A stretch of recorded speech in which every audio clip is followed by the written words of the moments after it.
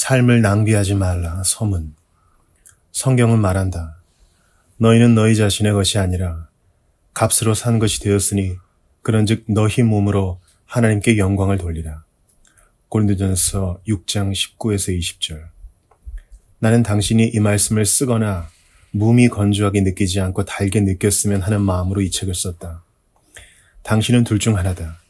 이미 그리스도인이거나 그게 아니라면 그리스도인이 되라고 하나님이 당신을 부르고 계신다. 하나님이 당신의 삶에서 일하지 않으셨다면 당신은 이 책을 펴지 않았을 것이다.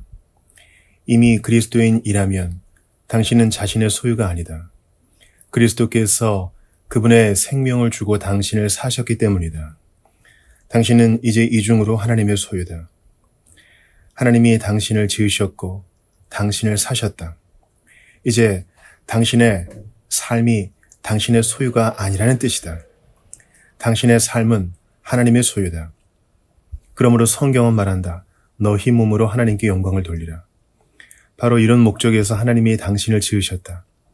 바로 이런 목적에서 하나님이 당신을 사셨다. 이것이 당신의 삶이 갖는 의미다. 만약 당신이 아직 그리스도인이 아니라면 예수 그리스도께서 당신에게도 이와 같은 삶을 제안하신다. 이중으로 하나님의 소유임을 인정하고 당신이 지음받은 목적을 이루는 삶을 살라고 부르시는 것이다. 어쩌면 그다지 귀가 솔깃해지는 말이 아닐 수도 있다. 또 하나님을 영화롭게 하는 게 당신에게는 아무런 의미가 없을 수도 있다. 그런 이들을 위해 앞에 2장에서 기쁨을 위해 창조되다라는 주제로 내 이야기를 풀어놓았다. 내 눈에도 하나님의 영광을 추구하는 길과 내 기쁨을 추구하는 길이 항상 같아 보이지는 않았다. 나와 마찬가지로 수많은 사람들 또한 이것을 한 길이 아니라 두 길로 생각하기 때문에 인생을 허비한다. 경고하겠다. 하나님을 높이는 기쁨의 길은 당신의 삶을 요구한다. 예수님은 말씀하셨다. 누구든지 나와 복음을 위하여 자기 목숨을 잃으면 구원하리라. 마가복음 8장 35절. 삶을 허비하느니 차라리 잃는 게 낫다. 하나님이 기뻐하시는 삶을 산다면 당신의 삶은 힘들어지고 당신의 위험은 높아지겠지만 당신의 기쁨은 충만할 것이다. 이 책은 살면서 상처를 피하는 방법이 아니라 어떻게 하면 삶을 허비하지 않는지를 알려준다. 여러분 중에는 그리스도를 섬기다 죽는 사람도 있을 것이다. 이것은 비극이 아니다. 비극은 생명을 그리스도보다 소중히 여기는 것이다. 당신이 인생의 큰 꿈을 꾸는 학생이든 인생 말년을 허비하지 않으려 애쓰는 은퇴자든 간에 나는 당신을 위해 늘 기도한다. 내가 당신을 위해 무슨 기도를 하는지 궁금하다면 이 책의 마지막 장 나의 기도, 누구도 마지막에 헛살았어 라고 하지 않게 하소서를 읽어보라. 이것이 나의 기도다. 당신 때문에 하나님께 감사한다. 예수 그리스도의 얼굴에서 하나님의 영광을 구하는 한 영혼 때문에 내 기쁨이 커진다. 기억하라. 당신의 인생은 단 한 번뿐이다. 연습은 없다. 당신은 하나님을 위해 창조되었다. 한 번뿐인 인생을 허비하지 말라. 존 파이퍼. 내 삶의 열정을 바칠 오직 한 가지는 무엇인가? 우리 아버지는 전도자였다. 어렸을 때 가끔 어머니 누이와 함께 아버지를 따라다니며 아버지의 설교를 들었다. 아버지의 설교는 언제나 예측 가능한 유머로 시작했다. 그런데도 나는 늘 설교에 완전히 빠져들었다. 아버지는 설교가 절정에 이르면 눈을 가늘게 뜨고 입술에 힘을 주었다. 헛살았어. 헛살았다고. 아버지는 늘 간절히 외치셨다. 아이들에게, 10대들에게, 젊은 미혼자들에게, 젊은 기혼자들에게, 중년에게, 노년에게 그리스도의 경고와 구애를 한 사람 한 사람의 마음에 새겨 넣으셨다. 아버지는 각 세대에 맞게 아주 많은 이야기를 하셨다. 영광스러운 회심의 이야기로 사람들을 감동시키는가 하면 믿기를 거부하다 결국 비참하게 죽은 사람들의 이야기로 사람들을 두려워 떨게도 했다. 아버지의 설교에서 어린 내게 매우 강하게 와닿은 이야기가 있다. 늙어서 회심한 어느 노인의 이야기다. 교회는 수십 년간 그를 위해 기도했다. 그러나 그의 마음은 커다란 바위처럼 꿈쩍도 하지 않았다. 그런데 무슨 연유인지 아버지가 설교하던 날 그 노인이 교회에 나타났다. 그러더니 예배를 마치며 찬송을 부를 때 노인이 아버지께 다가와서는 아버지의 손을 잡았다. 그 광경을 보고 모두 깜짝 놀랐다. 사람들이 모두 집으로 돌아간 후 아버지와 노인은 교회 앞자리에 나란히 앉았다. 하나님은 노인이 마음을 열고 복음을 받아들이게 하셨고 노인은 죄에서 구원받고 영생을 얻었다. 주름진 얼굴에서는 하염없이 눈물이 흘렀다.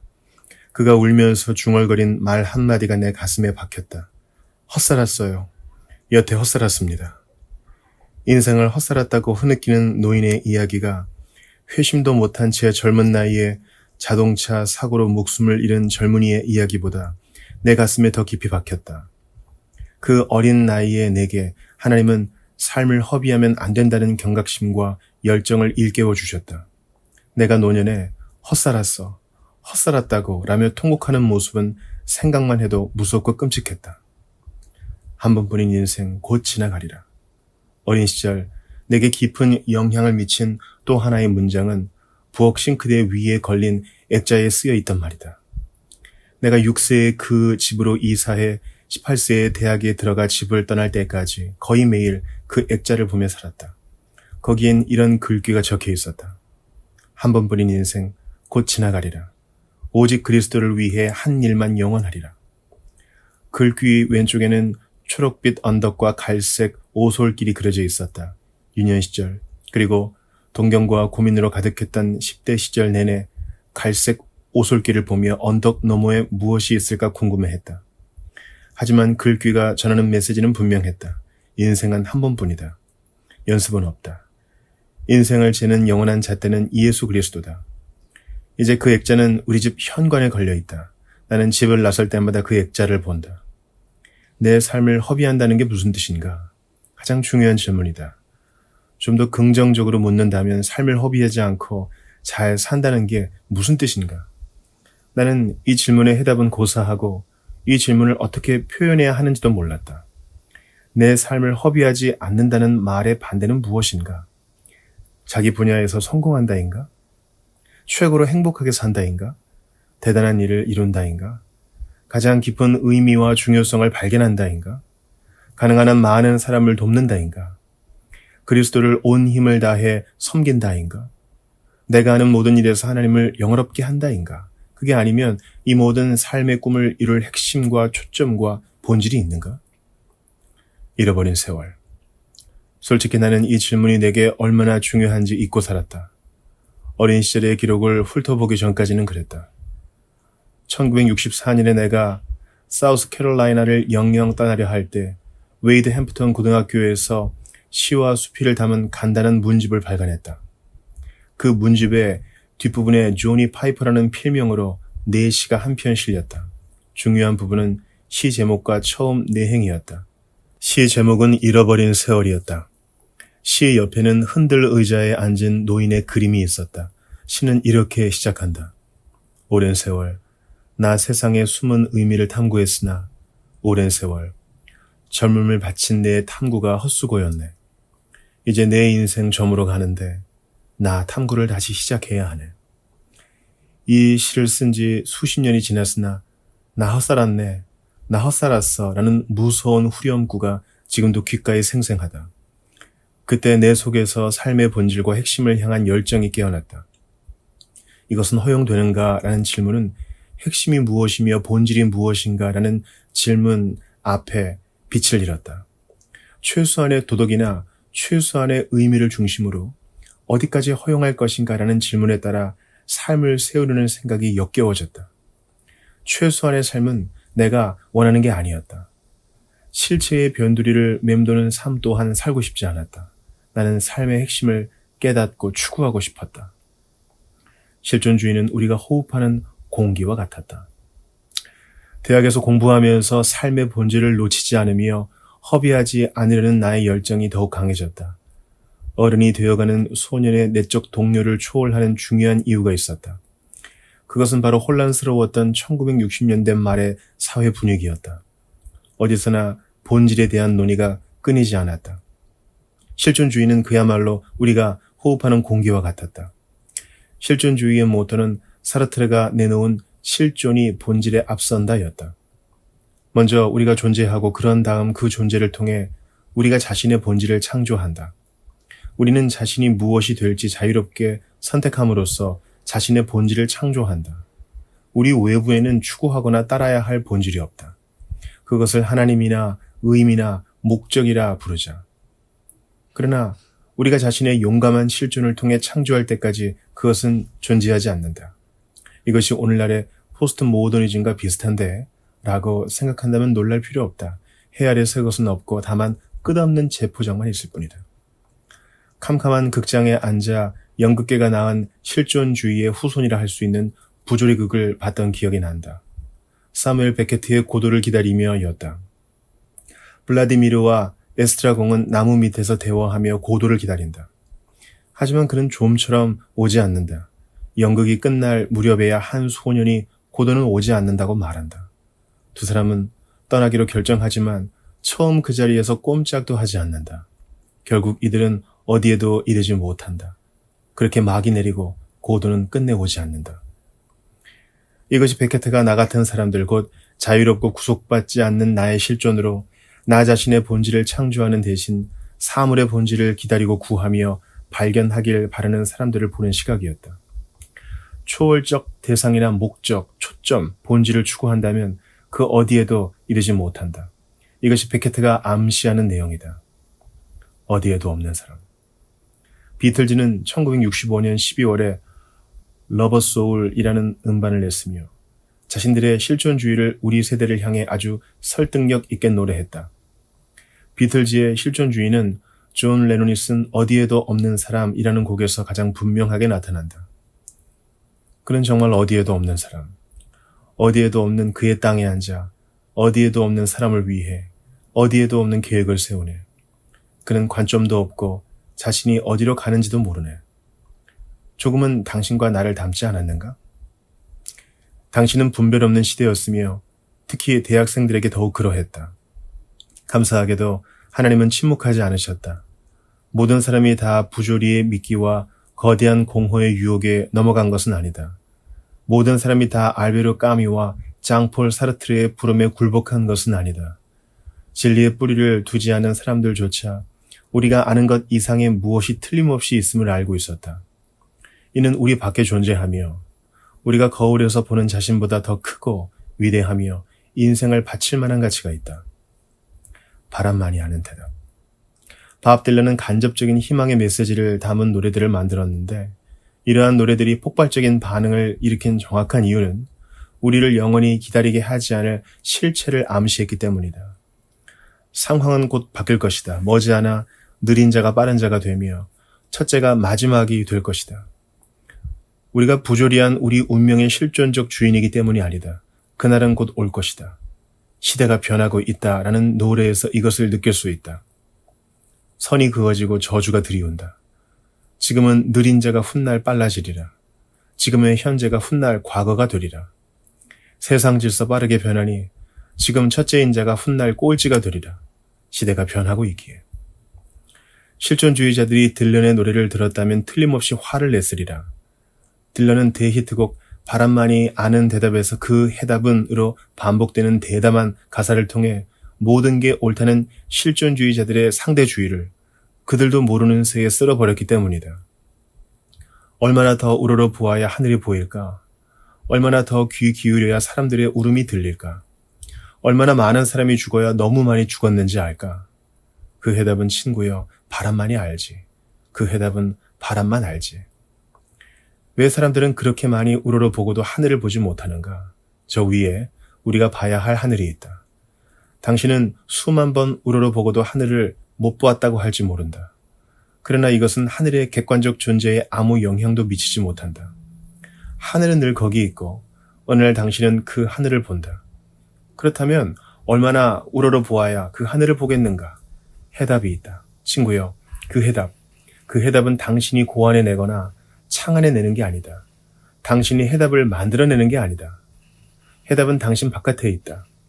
해답은 실제하며 객관적이고 확실하다. 어느 날 당신은 해답을 듣게 된다. 해답이 당신에게 오며 머지않아 당신이 해답에 순응하거나 받아들이게 된다. 딜런의 노래를 듣는 순간 내 안의 전부가 맞아 라고 응수했다. 대문자 A로 시작하는 해답이 있다. 이 해답을 놓친다는 말은 삶을 허비한다는 뜻이다. 이 해답을 찾았다는 말은 나의 모든 질문을 해결하는 통일된 해답을 얻었다는 뜻이다. 우리 집 부엌에 걸려있던 액자 속 초록빛 언덕에 난 작은 갈색 오솔길은 60년대 내내 지적인 어리석음의 달콤한 함정들 사이를 지나고 있었다. 우리 세대가 오솔길에서 벗어나 함정에 발을 넣을 때 얼마나 용감해 보였는지 모른다. 어떤 사람들은 온 힘을 모아 자랑하기까지 했다. 나는 자유의 길을 선택했어. 내 자신의 실존을 창조했다고. 낡은 부분이 벗어버렸어. 내 다리가 어떻게 절단됐는지 봐. 거기 계시는 하나님. 그러나 하나님은 자비롭게도 길을 따라 강한 경고 표시판을 세우셨다. 1965년 프란시스 슈에퍼는 휘튼 갈리지에서 한 주간 강연을 했다. 강연 내용은 1968년에 거기 계시는 하나님이라는 제목으로 출판되었다. 책 제목은 강연 주제를 놀라울 정도로 분명하고 단순하게 보여준다. 하나님이 거기 계신다. 하나님은 나 자신의 바람이 정의하고 빚어낸 이 안에 계시지 않는다. 하나님은 저 밖에 계신다. 그분은 객관적 대상이다. 그분은 절대적 실체다. 우리에게 실제처럼 보이는 모든 것이 하나님께 의존한다. 피조물과 창조자가 있다. 그 외에는 아무것도 없다. 모든 피조물의 의미와 목적은 하나님에게서 나온다. 절대적이며 강력한 표지판이 있었다. 객관적 진리의 길을 벗어나지 말라. 이것이 삶을 허비하지 않는 방법이다. 열정적인 아버지가 갔던 길을 벗어나지 말라. 부엌에 걸린 액자를 버리지 말라. 실존주의의 초원에 발을 들여놓으면 삶을 허비하게 된다는 엄중한 지적 경고가 여기 있었다. 길을 벗어나지 말라. 진리는 있다. 만물의 핵심과 목적과 본질이 있다. 계속 찾아라. 그러면 마침내 찾으리라. 진리가 있으며 객관적 존재와 가치가 있다는 분명한 사실을 배우느라 대학 시절을 전부 보내야 한다고 한탄할 이유가 없다. 물고기가 물이 있음을 배우려고, 새가 공기가 있음을 배우려고, 벌레가 흙이 있음을 배우려고 학교에 가는 것과 같다. 지난 200년 동안 이것이 좋은 교육의 핵심이었다. 그 반대는 나쁜 교육의 본질이다. 그러므로 나는 분명한 사실을 배우느라 보낸 세월을 한탄하지 않는다. 내게 보는 법을 가르쳐 준 사람. 나무와 물과 영혼과 사랑과 하나님의 존재를 믿을 수 있도록 엄청난 창의적 에너지를 쏟아부은 교수들과 저자들에 대해 하나님께 진심으로 감사드린다. C.S. 루이스는 옥스퍼드에서 영문학을 가르쳤으며 1963년에 죽었다. 그리고 1964년 그가 눈부신 빛을 내며 나의 작은 갈색 오솔길과 하늘이 맞닿은 곳에 나타나 내 인생에 엄청난 영향을 미쳤다. 누군가 순전한 기독교를 통해 대학교 1학년인 내게 C.S. 루이스를 소개했다. 그 후 5, 6년 동안 나는 루이스의 책을 손에서 거의 놓지 않았다. 그의 영향이 없었다면 나는 그렇게 기쁘고 유익한 삶을 살지 못했을 것이다. C.S. 루이스 때문에 나는 연대기적 속물 근성을 조심하게 되었다. 그는 새 것이라고 선이 아니며 옛 것이라고 악이 아님을 보여주었다. 시간이 진리와 아름다움과 선을 결정짓지 않는다. 옛 것이라고 절대로 열등하지 않으며 새 것이라고 절대로 가치 있는 것이 아니다.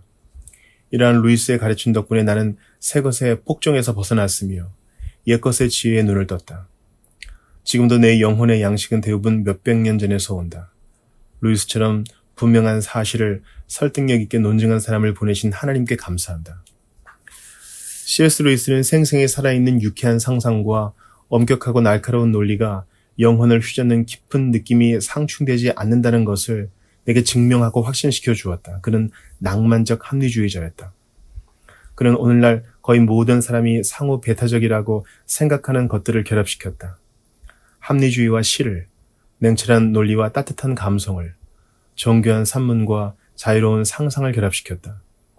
루이스는 오래된 고정관념을 깨뜨려 나를 자유하게 했으며 그러기에 나는 루이스를 열심히 생각하고 시를 쓴다. 더불어 부활을 논증하고 그리스도를 노래하는 찬양을 만들며 주장을 논박하고 친구를 품어주며 정의를 추구하며 은유를 사용할 수 있게 되었다. 루이스는 내게 사물의 실제에 대한 의식을 강하게 심어주었다. 이런 의식이 얼마나 귀한지 말로 표현하기 어렵다. 아침에 일어나 딱딱한 매트리스를 느끼며 따스한 햇살을 느끼며 똑딱거리는 시계 소리를 들으며 사물의 순수한 존재를 느껴보라. 그는 내가 삶에 민감하도록 도와주었다. 그는 내가 가지지 못했을 때는 얻으려고 어떤 대가든 감수하면서도 막상 손에 넣으면 무시해버리는 세상의 것을 보도록 도와주었다. 그는 내가 아름다움에 더 민감하도록 해주었다. 그는 내 영혼의 눈을 열어 경배를 불러일으킬 일상의 기적을 볼 수 있게 해주었다. 그는 졸음에 겨운 내 영혼을 흔들어 깨웠고 실체의 찬물을 내 얼굴에 부었다. 그 결과 생명과 하나님과 천국과 지옥이 영광과 공포와 함께 나의 세계를 뚫고 들어왔다. 그는 객관적 존재와 가치에 대한 세련된 지적 반대가 실상은 얼마나 어리석은지를 드러냈다. 우리 세대의 왕인 철학은 벌거숭이였으며 어린이들을 위한 책을 쓴 옥스포드의 작가는 그렇다고 말할 용기가 있었다. 영원히 사물을 꿰뚫어 볼 수는 없다. 무엇인가를 꿰뚫어 본다는 말의 핵심은 그 사물을 통해 무엇인가를 본다는 것이다. 창문은 투명해야 좋다. 왜냐하면 창문 너머의 거리나 정원이 불투명하기 때문이다. 정원도 꿰뚫어 본다면 어떻겠는가? 첫 번째 원리들을 꿰뚫어 보려 해도 소용이 없다. 모든 것을 꿰뚫어 보려면 모든 것이 투명해야 한다. 그러나 완전히 투명한 세상은 보이지 않는 세상이다. 만물을 꿰뚫어 본다라는 말은 보지 않는다는 말과 같다. C.S. 루이스가 본 세계와 그가 표현한 방식에 대해 더 이야기할 것이 얼마나 많겠는가. 물론 그에게도 결점이 있다. 그러나 나는 완벽한 순간에 나의 오솔길에 나타난 이 사람에 대해 하나님께 감사하고 또 감사한다. 약혼은 부정할 수 없는 객관적 사실이다. 객관적 실체가 확실히 존재한다는 흔들리지 않는 내 믿음을 견고히 해준 힘이 하나 더 있다. 1966년 여름 노엘 헨리와 사랑에 빠졌고 우리는 1968년 12월에 결혼했다. 아마도 조금 이른 선택이었을지 모른다. 하지만 돌이켜보면 그것은 좋은 선택이었다. 나는 여전히 그녀를 사랑한다. 실제 않은 사람들과의 관계 속에서 생각한다는 것은 좋은 일이다. 부양할 아내와 자식이 있다는 생각은 철학적 상상에 의한 방황을 멈추게 한다. 그때부터 나는 무엇이든 관계 속에서 생각했다. 나의 생각은 결코 개념에 불과하지 않았다. 아내와 관련이 있었고 나중에는 5자녀와 점점 늘어나는 손주들과 관련이 있었다. 내가 지난 수십 년간 지키며 살아온 그리스도와 교회의 비유를 주신 하나님께 감사한다. 삶에는 내가 결혼하지 않았다면 절대로 배우지 못했을 교훈들이 많다. 마찬가지로 평생 독신으로 사는 삶에서도 오직 그 길을 통해서만 배울 수 있는 교훈들이 있을 것이다. 내 인생을 축복한다. 1966년 가을 하나님은 점점 좁아지는 내 인생의 오솔길에서 내게 더 가까이 다가오셨다. 그리고 하나님이 결정적인 그 다음 행동을 취하셨을 때 노엘은 내가 어디로 사라졌는지 궁금해했다. 가을 학기가 시작되었으나 내가 강의실에도 채플에도 나타나지 않았던 것이다. 결국 그녀는 나를 찾아냈다. 나는 그때 단핵구증에 걸려 3주일을 병원에 꼼짝없이 누워 있었다. 불과 4개월 전만 해도 그렇게 확신했던 삶의 계획이 병을 앓는 동안 모두 허물어졌다. 5월에 그러니까 병을 앓기 전 의사로 살면 내 삶이 가장 유익할 거라는 즐거운 확신이 들었다. 나는 생물학을 특히 좋아했다. 사람들을 치료하는 생각만 해도 좋았다. 대학에서 공부하는 내용도 아주 만족스러웠다. 그래서 여름 학기에 일반 화학을 수강했다. 가을 학기에 유기화학을 무리 없이 수강하고 싶었기 때문이다. 그런데 단핵구증 때문에 유기화학 수업을 3주나 빠졌고 따라잡기란 도저히 불가능했다. 하지만 그보다 더 중요한 일이 있었다. 보스턴의 파크 스트리트 교회를 담임하는 헤럴드 오켄가 목사님이 영성 강조 주간에 아침 채플 때마다 설교를 하고 계셨다. 나는 대학 라디오 방송을 들었다. 그런 성경 강의는 들어본 적이 없었다. 갑자기 하나님의 말씀이 더없이 분명해졌다. 마치 꿈에서 깨어난 느낌이었으며 이제야 비로소 내가 무엇을 해야 할지 알게 되었다.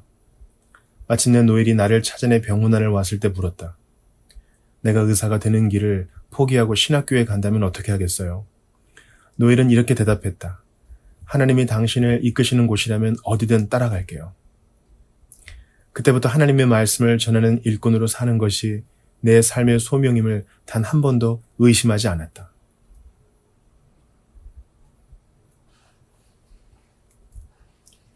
그리스도의 아름다움이 곧 나의 기쁨이 되다.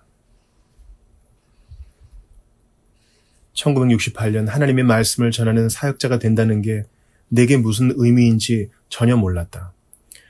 노엘이 목사의 아내가 되리라는 생각을 못했던 만큼이나 나 자신도 목사가 되리라는 생각을 전혀 못했다. 그러면 목사가 된다는 게 무슨 뜻인가? 선생, 선교사, 작가, 어쩌면 훌륭한 신학을 겸비한 문학 교수가 된다는 뜻인가? 궁극적 실체가 갑자기 나를 하나님의 말씀에 집중시켰다. 이것이 내가 아는 전부였다. 내가 간절히 닿기를 갈망했던 위대한 핵심, 목적, 본질이 이제 성경과 뗄 수 없게 연결되었다. 명령은 분명했다. 너는 진리의 말씀을 옳게 분별하며 부끄러울 것이 없는 일꾼으로 인정된 자로 자신을 하나님 앞에 드리기를 힘쓰라. 디모데후서 2장 15절. 내게 이 말씀이 의미하는 바는 신학교에 들어가 성경에 대한 이해와 올바른 분별에 집중해야 한다는 뜻이었다. 스스로 무너뜨리지 않는 법 배우기. 분명한 사실을 배우기 위한 싸움은 계속되었다. 현대는 우리 외부에 존재하는 객관적인 실체를 공격했고 그 결과 성경 연구는 주관주의의 늪으로 변했다. 이런 변화를 교회 소그룹에서 확인할 수 있다. 많은 소그룹들이 성경 본문의 본래 의미에서 벗어나 단순히 본문이 자신에게 의미하는 주관적 느낌을 나누기 때문이다. 또한 학문적인 책에서도 이런 변화를 확인할 수 있다. 창의적인 학자들이 본문에는 객관적 의미가 없다고 주장함으로써 자신의 논리나 주장을 스스로 무너뜨린다. 이 세상에서의 삶이 오직 한 번뿐이며 그 삶을 허비하지 말아야 한다면 내게 하나님이 성경에서 진정으로 의미하신 바를 찾는 것보다 더 중요한 일은 없어 보인다. 하나님께서 사람들을 감동시켜 성경을 기록하게 하셨기 때문이다. 이것을 찾지 못하면 그 누구도 어떤 삶이 가치 있고 어떤 삶이 허비되는지 말할 수 없다. 나는 학계의 술수에 깜짝 놀랐다. 학자들이 자신의 지적 능력을 모두 동원해 결국엔 자기 글 자체를 무효화하고 있었기 때문이다. 이들은 본문에는 타당한 의미가 단 하나도 없다고 주장하는 의미론들을 내놓았던 것이다. 이 책을 읽는 독자들은 이 말을 믿지 못할 것이다. 당신 탓이 아니다. 사실이 그렇다. 그러나 지금도 변하지 않는 사실이 있다. 주머니가 두둑하고 배가 부른 교수들이 등록금과 세금을 축내가며 문학은 실체를 정확히 전달하지 않으므로 문학 해석 역시 문학이라는 실체를 정확히 전달할 필요가 없다라고 주장한다는 것이다. 바꿔 말하면 우리는 외부의 객관적 실체를 알 수 없으므로 우리가 쓰는 글은 객관적 의미가 있을 수 없다는 것이다. 그러므로 해석이란 저자가 본문에 부여한 객관적 의미를 찾으려는 노력이 아니라 우리가 읽을 때 머리에 떠오르는 생각의 표현일 뿐이다. 저자의 의도는 중요하지 않다. 사람들도 우리가 쓴 글을 읽을 때 우리의 의도를 파악하려 하지 않기 때문이다. 그러면서도 이 모든 학자들은 자신의 연애편지와 계약서는 오직 한 가지, 자신들이 말하려 했던 바를 기준으로 판단해야 한다고 주장한다. 내가 아니요 라고 말했더라도 의미상 그것이 예일 수 있다는 식의 주장은 은행이나 결혼 상담소에서는 절대 통하지 않는다. 이렇게 해서 실존주의가 성경 해석에도 그대로 적용되었다. 실존이 본질에 앞선다. 다시 말해 나는 의미를 찾지 않는다. 내가 의미를 창조한다. 성경은 진흙이며 나는 토기장이다. 해석은 창조다. 하나의 주체인 나의 실존이 객체의 본질을 강조한다. 웃지 말라.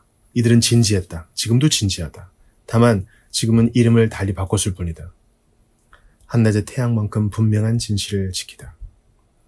버지니아 대학의 문학교수 E.D. 허쉬가 이러한 주관성의 늪에 뛰어들었다. 신학교에 다닐 때 그가 쓴 해석의 타당성을 읽었다.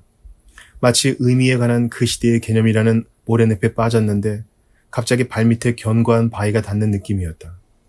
하나님이 나의 길을 따라 보내주신 대부분의 인도자처럼 허쉬는 분명한 사실을 변호했다.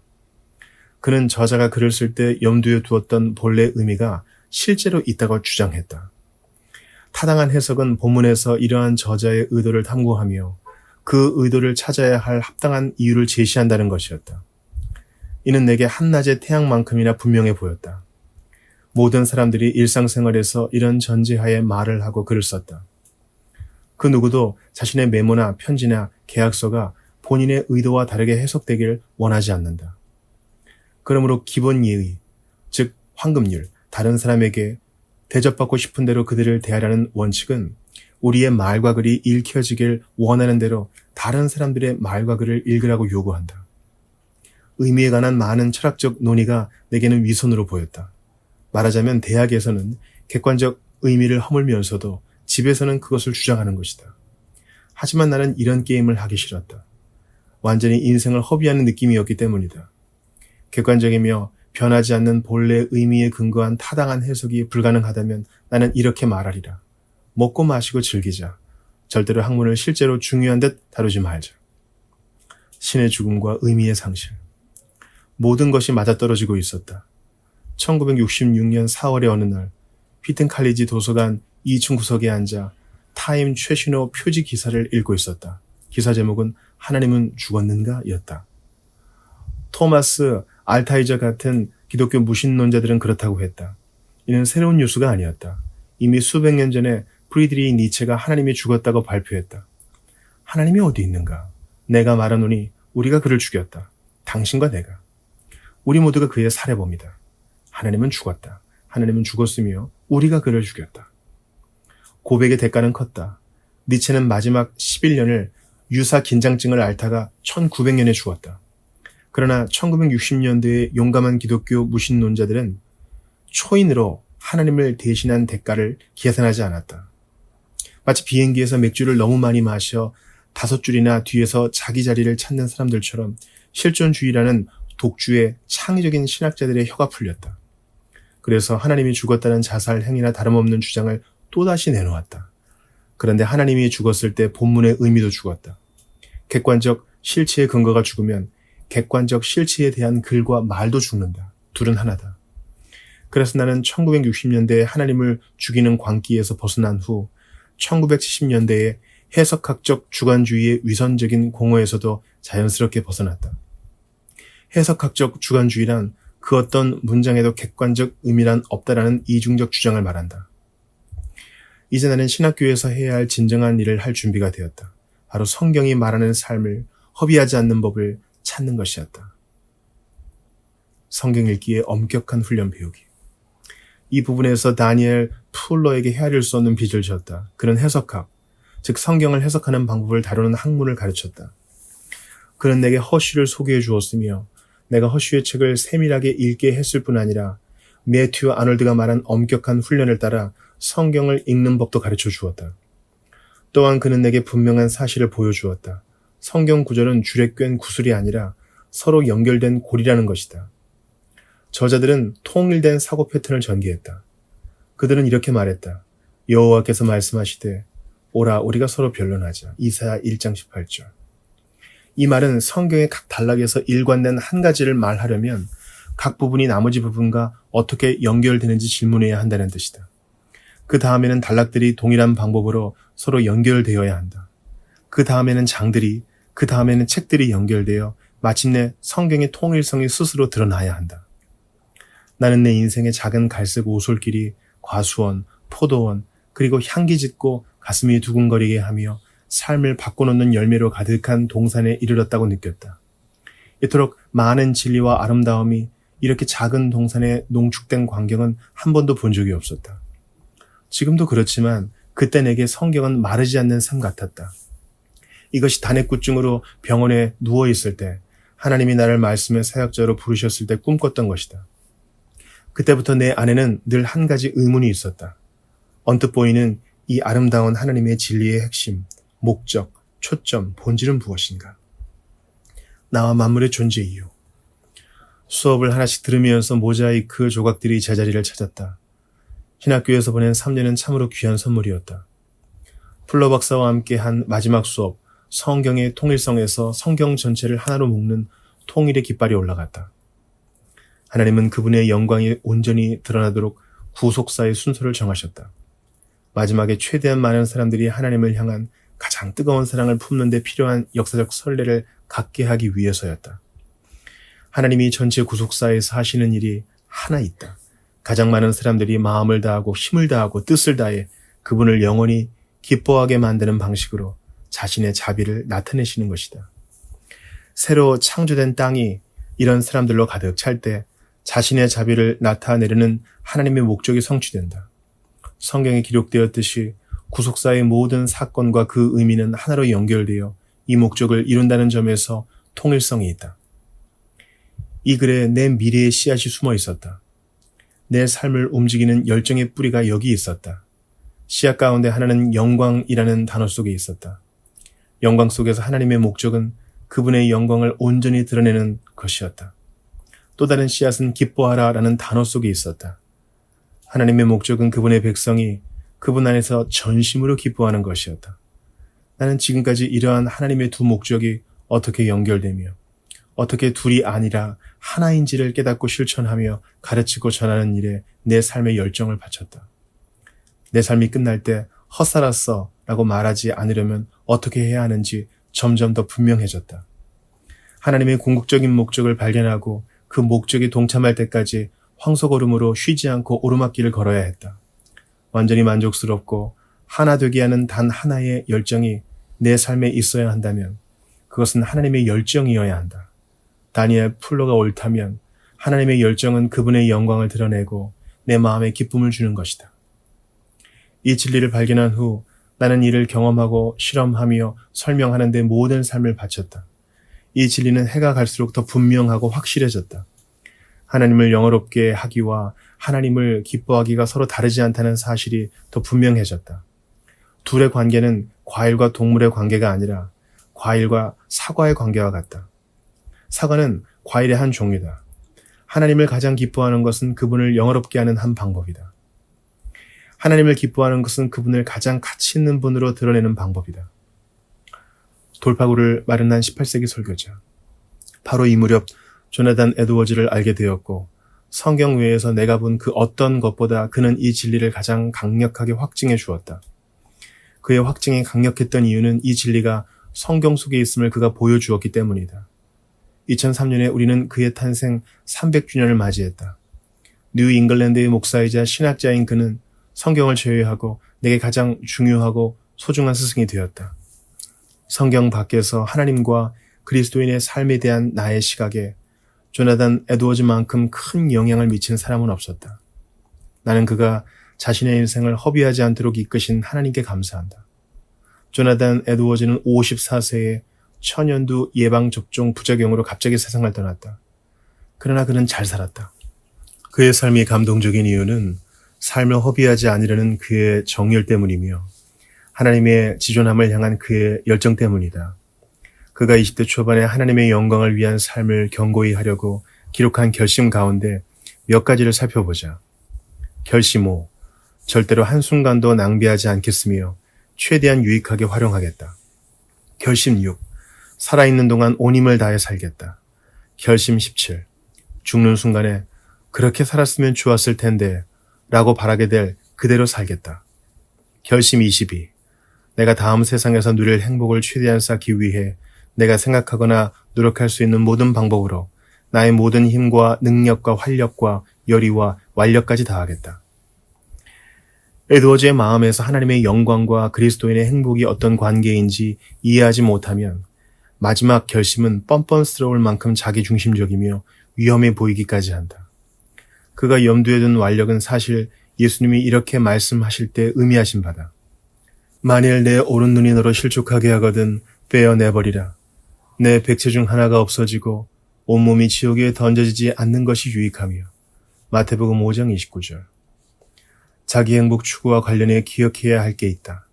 에드워즈는 하나님 안에서 행복하기가 그분을 영화롭게 하는 길이라고 절대적으로 확신했다는 사실이다. 하나님을 기뻐하는 것은 삶에서 단순한 선호나 선택이 아니다.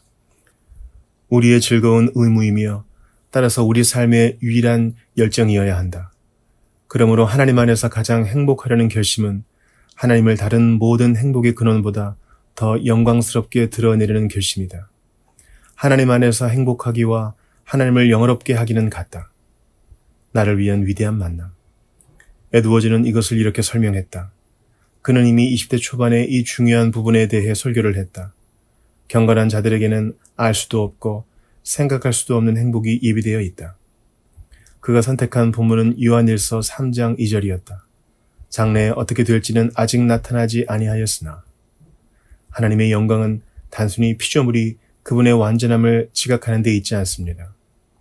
피조물이 하나님의 능력과 지혜를 지각하면서도 그것을 기뻐하지 않고 도리어 싫어할지 모르기 때문입니다. 이렇게 하는 피조물은 하나님을 영화롭게 하지 못합니다. 하나님의 영광은 특별히 그분의 완전함을 말하는 데 있지도 않습니다. 말은 마음의 감정을 표현할 때가 아니면 아무런 의미가 없기 때문입니다. 그러므로 하나님의 영광은 피조물이 하나님의 아름다움과 탁월함이 나타나길 갈망하고 높이며 기뻐하는 데 있습니다. 그러므로 하나님을 영화롭게 하기의 본질은 하나님이 자신의 아름다움을 나타내시는 것을 피조물이 기뻐하는 데 있습니다. 이것이 바로 우리가 말하는 기쁨과 행복입니다. 그러므로 우리는 이런 결론에 도달합니다. 창조의 목적은 하나님이 피조물에게 행복을 전달하는 데 있습니다. 하나님이 피조물 가운데서 영광을 받으려고 세상을 창조하셨다면 피조물이 그분의 영광 가운데 기뻐하도록 창조하셨을 것이기 때문입니다. 그래서 우리는 이 둘이 하나임을 보여주었습니다.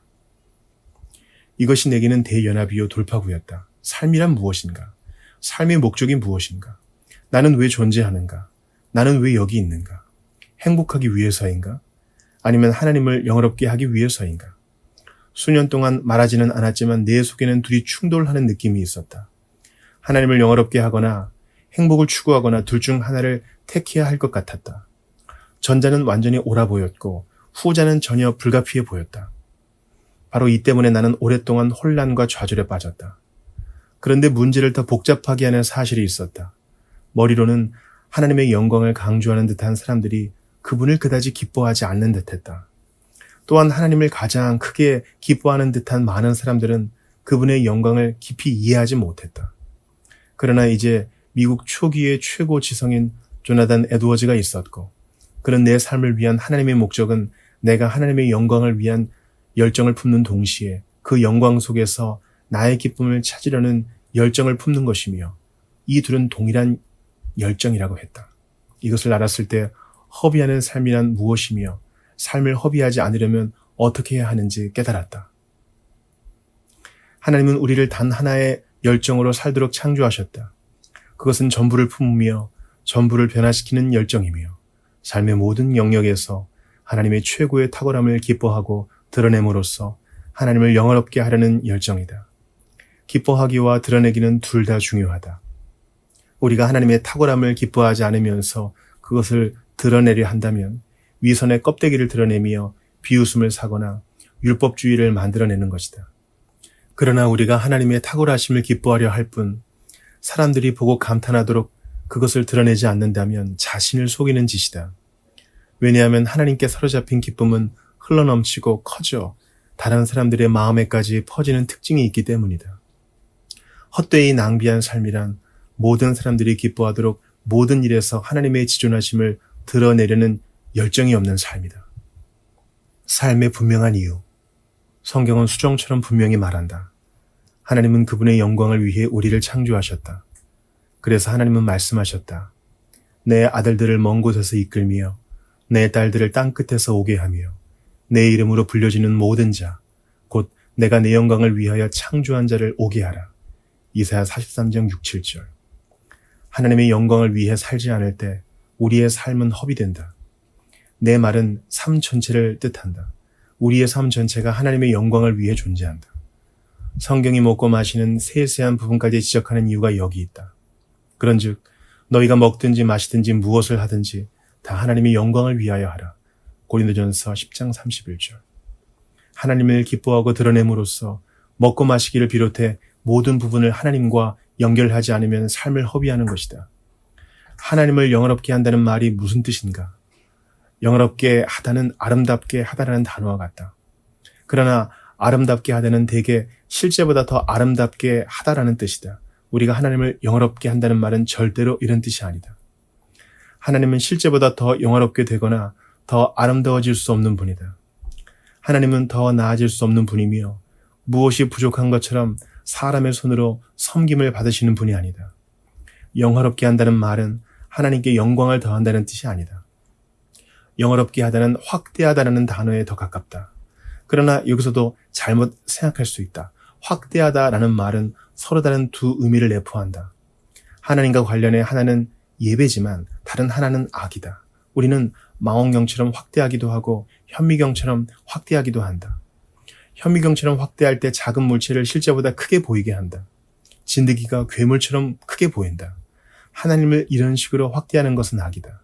그러나 망원경처럼 확대할 때 상상도 못할 만큼 큰 물체를 마치 실제 모습으로 보이게 한다. 허블 망원경으로 보면 하늘에 점처럼 박힌 은하수들이 수십억 개의 별로 이루어진 거대한 성운임을 알게 된다. 하나님을 이렇게 확대하는 것이 예배다. 삶의 모든 부분에서 하나님을 영화롭게 하기 위해 기도하지도 꿈을 꾸지도 계획하지도 노력하지도 않는다면 삶을 허비하는 것이다. 하나님은 이를 위해 우리를 창조하셨다. 즉 우리가 하나님의 위대함과 아름다움과 무한한 가치를 실제에 더 가깝게 보이도록 하는 삶을 살도록 우리를 창조하셨다. 이 세상의 밤하늘에서 하나님은 대부분의 사람들에게 보이더라도 어두운 하늘의 점같이 작은 빛으로 보일 뿐이다. 그러나 하나님은 우리를 창조하셨고 그분을 실제처럼 보이게 하라고 요구하신다. 하나님의 형상으로 창조되었다는 말이 바로 이런 뜻이다. 우리는 하나님의 실제 형상을 세상에 보여주어야 한다. 사랑받는다는 말은 무슨 뜻인가? 많은 사람들이 느끼기에 이것은 분명히 사랑의 행위가 아니다. 하나님이 그분의 영광을 위해 자신을 창조하셨다는 말을 들을 때 사람들은 사랑받는다고 느끼지 않는다. 오히려 이용당한다고 느낀다. 오늘날 사랑의 의미가 완전히 왜곡된 현실을 감안하면 사람들의 반응이 충분히 이해가 된다. 대부분의 사람들에게 사랑받는다는 말은 소중히 여김을 받는다는 뜻이다. 거의 모든 소금 문화가 사랑을 이렇게 왜곡하는 데 영향을 미쳤다. 우리는 사랑이란 자존감을 높여준다는 뜻이라고 수없이 배운다. 사랑이란 자신을 좋게 느끼도록 돕는 것이다.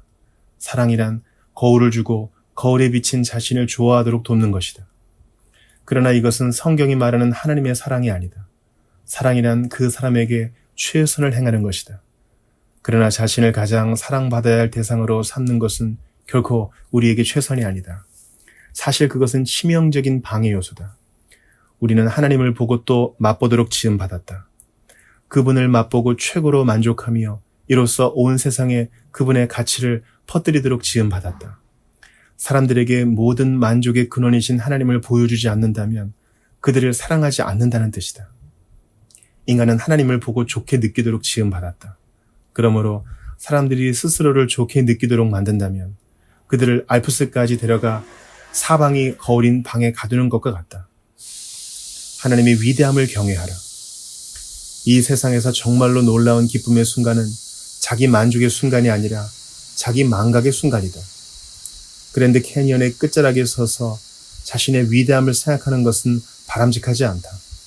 이런 순간 우리는 외부에서 오는 장엄한 기쁨을 느끼도록 창조되었다.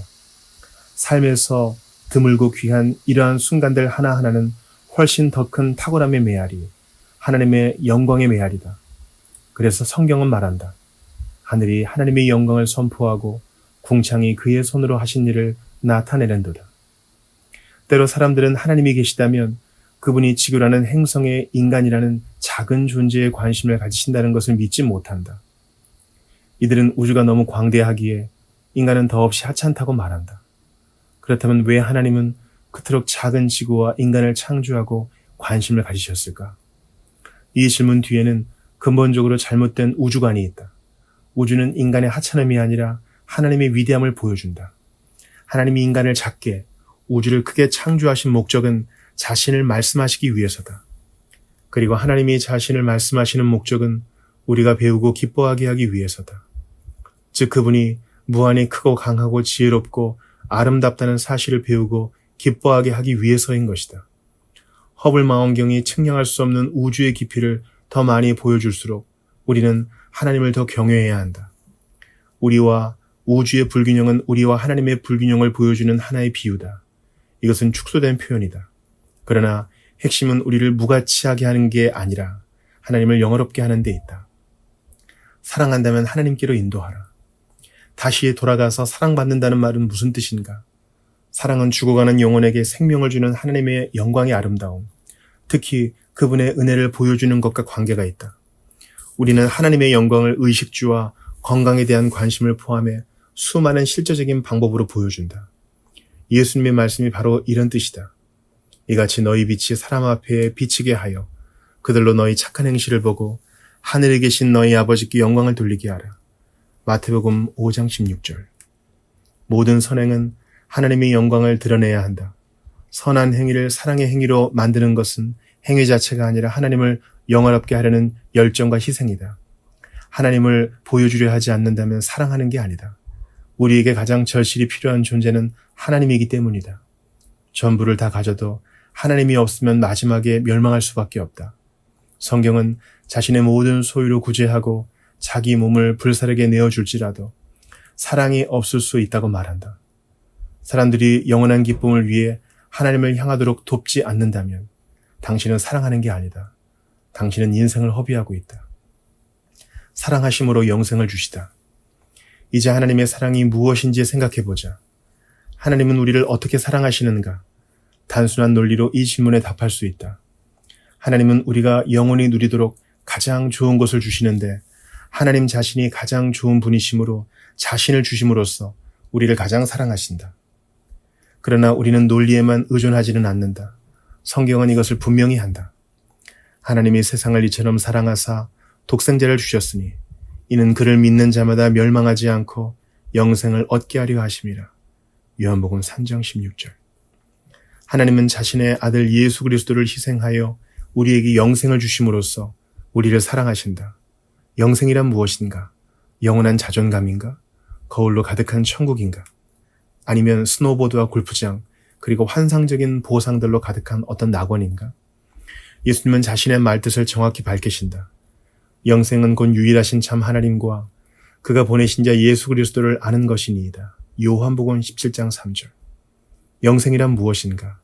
하나님과 그분의 아들 예수 그리스도를 아는 것이다. 그 무엇도 영혼을 만족시키지 못한다.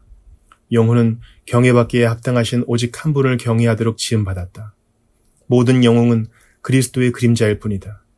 우리는 이들의 탁월함을 칭송하길 좋아한다.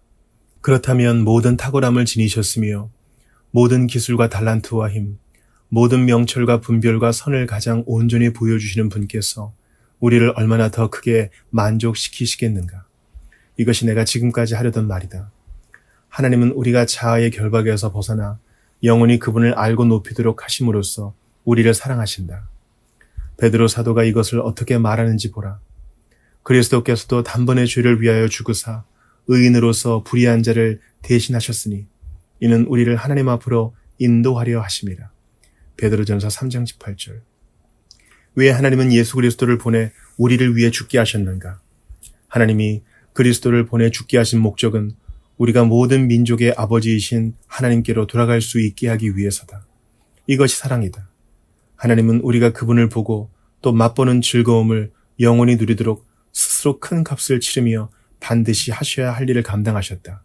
이것이 우리를 향한 하나님의 사랑이다.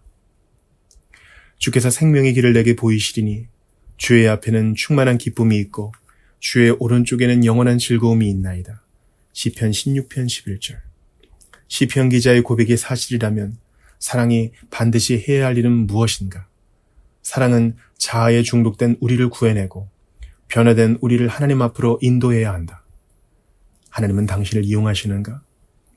이 세상이 왜곡한 사랑에 당신이 빠졌는지 알아보는 질문이 있다. 언제 하나님이 당신을 더 사랑한다고 느끼겠는가? 하나님이 당신을 소중히 여기실 때인가? 아니면 하나님이 스스로 큰 값을 치르며 당신을 자기의 속박에서 자유롭게 하시고 그 결과 당신이 하나님을 가장 소중히 여기며 영원히 기뻐할 수 있도록 하실 때인가? 스스로 어떻게 대답할지 생각해보라. 저는 자아에서 해방되고 하나님 안에서 충만한 기쁨을 얻길 원해요. 나 자신이 아니라 하나님을 소중히 여기길 기뻐하고 싶어요. 그리고 이 기쁨이 영원히 지속되기를 원해요.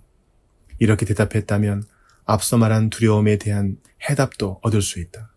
바로 하나님이 자신의 영광을 위해 나를 창조하셨다면 나는 단순히 하나님께 이용당하고 있는 것은 아닐까에 대한 답이다. 이제 우리는 하나님이 자신의 영광을 위해 우리를 창조하심으로써 우리의 가장 큰 기쁨을 위해 우리를 창조하셨다는 사실을 깨닫는다. 우리가 하나님 안에서 가장 크게 만족할 때 하나님은 우리 안에서 가장 크게 영광을 받으신다. 하나님이 자신을 높이는 것이 그분에게는 가장 큰 사랑의 행위다. 우주에서 이런 존재는 하나님뿐이다. 스스로를 높이는 다른 모든 존재는 우리에게 필요한 대상, 곧 하나님에게서 우리를 멀어지게 한다. 그러나 하나님이 스스로를 높이시면 우리의 기쁨을 위해 우리에게 필요한 바로 그 대상에게 우리의 주의를 집중시키신다. 명화들이 말을 할 수 있다면 당신이 미술관 바닥을 보며 걸을 때 이렇게 외칠 것이다. 여기 봐요. 날 보세요. 당신이 여기 온 건 나 때문이에요. 당신이 아름다운 명화들을 보며 감탄할 때 당신의 기쁨은 충만해진다. 당신은 그림들이 소리치지 말았어야 한다고 불평하지 않는다. 그림들은 당신이 헛걸음하지 않도록 구해주었다. 이와 마찬가지로 아버지가 아이 곁에 있음으로써 아이를 행복하게 해주길 기뻐할 때 난 이용당하고 있어 라고 불평하는 아이는 없다. 단 하나의 열정을 받아들이는 자유. 이러한 발견을 통해 성경이 계시하는 내 삶을 위한 하나님의 목적을 확신할 자유를 느꼈다. 나는 옳은 일과 피할 수 없는 일 가운데 하나를, 하나님의 영광 추구하기와 내 기쁨 추구하기 가운데 하나를 선택해야 한다는 두려움을 느낄 필요가 없었다. 나는 모든 일에서 모든 사람들의 기쁨을 위해 하나님의 지구하심을 드러내려는 단 하나의 열정을 자유롭게 느꼈다. 나는 허비하는 삶에서 구조되었다. 이제 삶은 궁극적 의미를, 하나님의 삶이 갖는 의미와 동일한 의미를 가질 수 있었다. 바로 하나님의 위대함을 기뻐하며 드러내는 것이었다.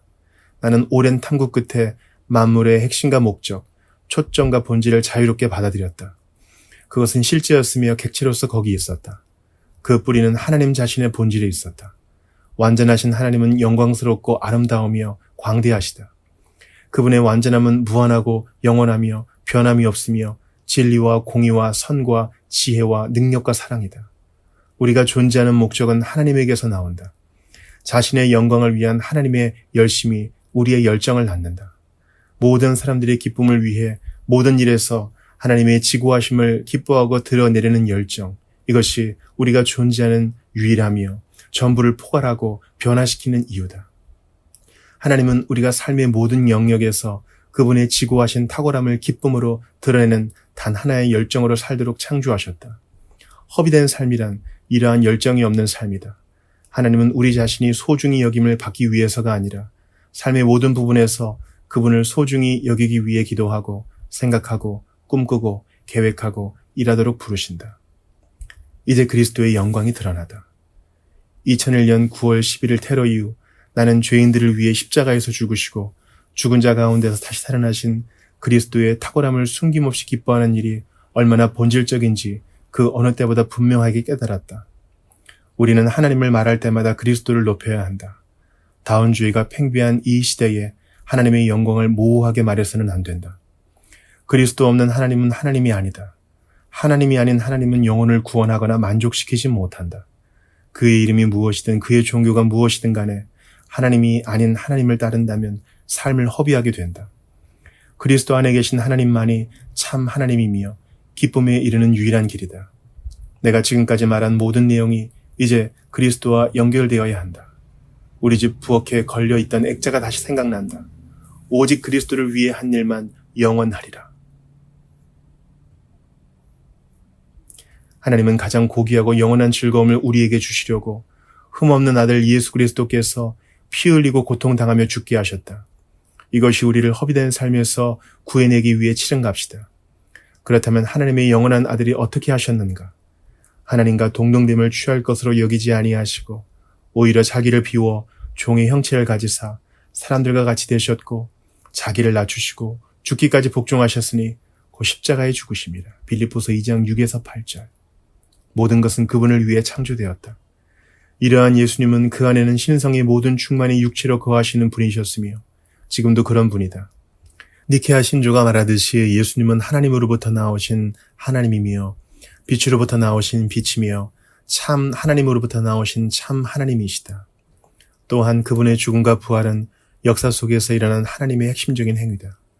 그러므로 성경이 만물이 다 그로 말미암고 그를 위하여 창조되었다고 말한다는 사실은 놀랍지 않다. 만물은 그분을 위하여 창조되었다. 그분의 영광을 위해 창조되었다는 뜻이다. 이는 하나님의 자신의 영광을 위해 우리를 창조하셨다는 말이 곧 하나님이 자기 아들의 영광을 위해 우리를 창조하셨다는 의미이기도 하다는 뜻이다.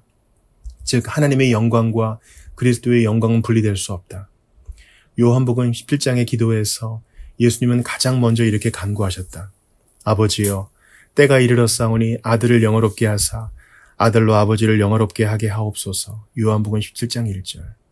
예수님의 성육신과 구속사역 이후 하나님은 오직 부활하신 신인 예수 그리스도께서 영광을 받으실 때만 죄인들에게 기쁘게 영광을 받으신다.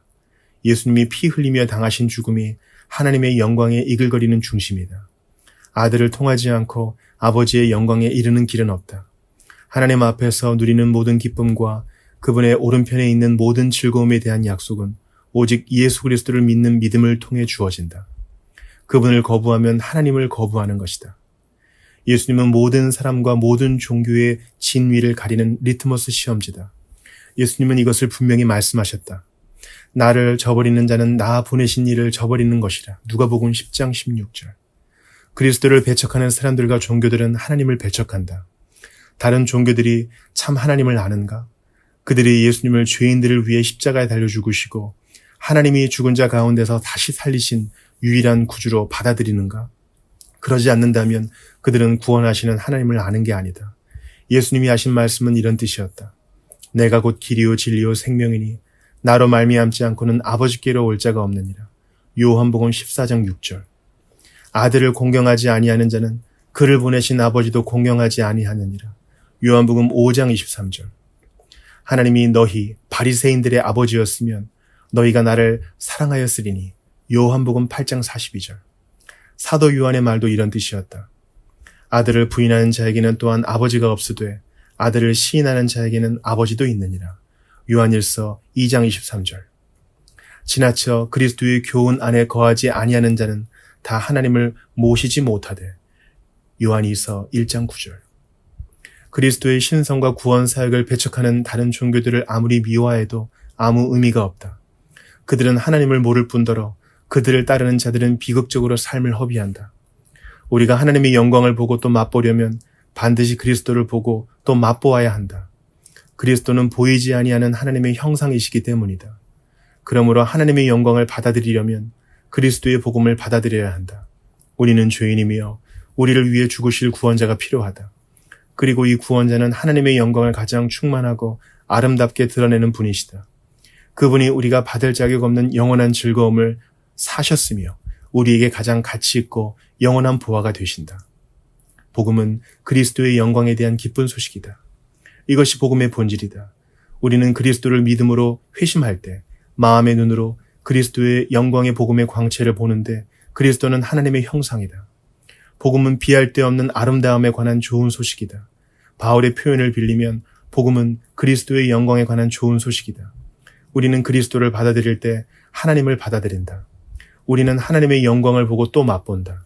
하나님의 영광을 그리스도에게서 보지 않으면 하나님의 영광을 맛볼 길이 없다. 죄인이 하나님의 얼굴을 보고도 죽지 않는 길은 그리스도라는 창문을 통해 보는 것뿐이다. 성경은 우리가 회심할 때 하나님이 예수 그리스도의 얼굴에 있는 하나님의 영광을 아는 빛을 우리 마음에 비추셨느니라 하고 말한다. 예수 그리스도의 얼굴에 있는 하나님의 영광을 보지 못하면 하나님의 영광을 전혀 보지 못한다. 그리고 예수 그리스도의 얼굴은 십자가에서 절정에 이르는 그리스도의 아름다움이다. 십자가에 달리시고 승리하신 그리스도의 피에 물든 얼굴은 하나님의 영광의 표정이다. 이전에 우리에게 어리석게 보였던 십자가가 이제는 우리의 지혜와 우리의 능력과 자랑이 된다. 우리는 십자가의 영광을 붙잡고 그 영광을 보화로 여기며 그 영광을 모든 즐거움 가운데 가장 값진 즐거움이자 모든 아픔 가운데 가장 깊은 위로로 받아들여야 한다. 그러지 않으면 우리 삶이 허비된다. 다음 장에서는 이 주제를 다룬다.